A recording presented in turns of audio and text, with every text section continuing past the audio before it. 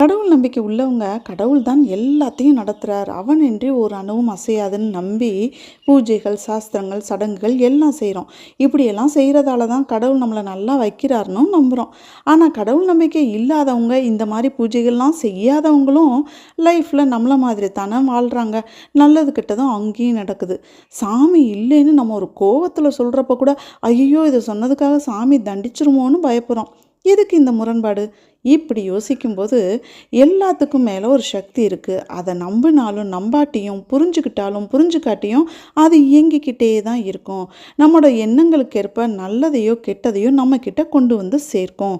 So தூற்றுவார் தூற்றட்டும், போற்றுவார் போற்றட்டும்னு அது அதோட வேலையை சரியாக செஞ்சுக்கிட்டு இருக்குன்னு ஒரு சின்ன தெளிவுங்க. எண்ணம் போல் வாழ்வு, சரிதானே?